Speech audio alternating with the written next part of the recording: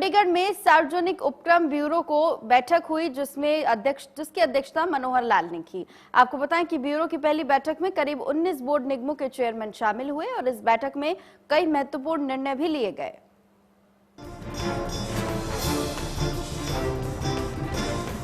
तमाम बोर्ड निगमों में चल रही कामकाज और उनकी वित्तीय स्थिति की समीक्षा करने के लिए सीएम ने बैठक की। सार्वजनिक उपक्रम ब्यूरो की बैठक में नवनियुक्त चेयरमैन सुभाष बराला भी शामिल हुए। बैठक के बाद सीएम ने कहा कि जो बोर्ड और निगम घाटे में हैं, उनको उभारने के लिए नई नीति बनाकर काम किया जाएगा।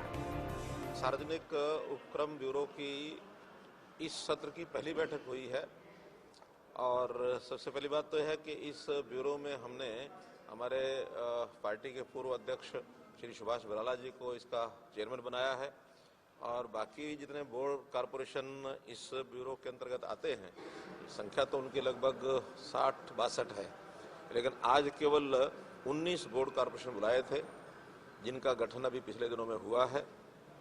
सब नए चेयरमैन हमारे जो आए हैं उन्होंने उसकी वर्किंग कुछ अपने अपने बोर्ड कारपोरेशन में जाके समझी है, कुछ की चर्चा आज हुई है, क्योंकि पहली ये मीटिंग थी तो सबको कई बातें ध्यान में आई हैं और हमने भी हर एक का जो एक वृत्त लिया है उसके अंदर उस बोर्ड की क्या स्थिति है, कारपोरेशन की क्या स्थिति है, वो सारी बताई गई है। ज़्यादातर बोर्ड कारपोरेशन लाभ में हैं, कुछ एक ऐसे हैं जो घाटे में हैं।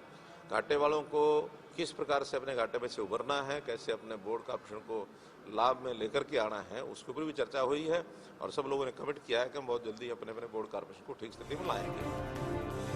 इसके साथ ही सीएम ने जानकारी देते हुए कहा कि बैकलॉग को खत्म करने और हाउसिंग बोर्ड के मकानों की नए सिरे से नीलामी करने के लिए भी नई नीति का फैसला लिया है। यानी अब पहले आओ पहले पाओ के आधार पर मकानों का वितरण करने की योजना तैयार की गई है। पहले तो जो बैकलॉग है चीजों का वो समाप्त किया जाएगा। जिस प्रकार से हाउसिंग बोर्ड में लगभग 7,000 मकान ऐसे हैं जो वर्षों से बने पड़े हैं लेकिन वो बिके नहीं हैं, खंडर हो गए हैं। जो कैलकुलेशन बोर्ड की थी कीमत की, उस कीमत के ऊपर कोई लेने वाला तैयार नहीं है। तो हमने उनको कहा है जिस भी कीमत पर जो भी कोई लेने वाला है उसमें दोनों तरह का बंधन हमने छोड़ दिया है, कीमत का बंधन भी छोड़ दिया है और किस कैटेगरी का कौन आदमी लेना चाहे वो भी छोड़ दिया है, क्योंकि खुली बोली के अंदर सस्ता बिके महंगा बिके।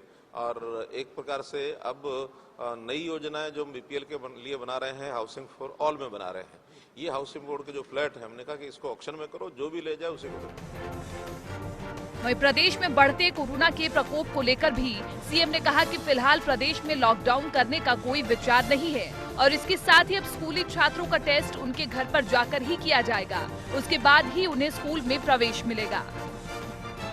हमने जो टेस्ट है, टेस्ट की संख्या बढ़ाई है। जैसे कल का ही मैं आंकड़ा बताता हूँ, कल 34,500 लोगों का टेस्ट हुआ है, तो टेस्ट की संख्या लगातार बढ़ रही है। बॉर्डर्स के ऊपर भी हम जो टेस्ट हैं वो भी लोगों के कर रहे हैं। स्कूलों के विद्यार्थियों का भी जब खोला था तो उनके भी टेस्ट शुरू किए थे, लेकिन वो जो ज़्यादा संख्या में जब विद्यार्थियों को और टीचर्स को कोरोना पॉजिटिव पाया गया तो उसके कारण से हमने स्कूल अभी बंद भी किए हैं।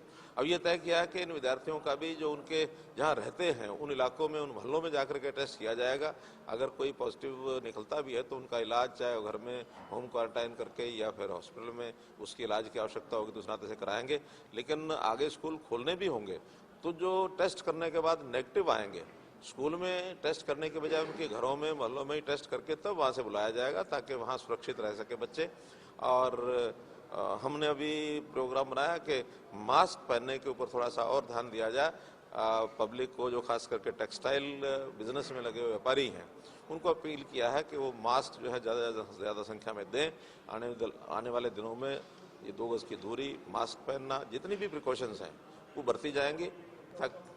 अभी लॉकडाउन का विचार नहीं हुआ है, एक बार दिल्ली के लोग क्या करते हैं, कैसे करते हैं देखेंगे, क्योंकि जनता को भी साथ लेकर चलना पड़ता है। जनता की मानसिकता कैसी है उस हिसाब से दिखा जाएगा। निगम चुनाव को लेकर सीएम ने कहा कि बीजेपी पूरी तरह से तैयार है और सीएम का दावा है कि पहले की तरह निगम चुनाव में बड़ी जीत हासिल करेंगे।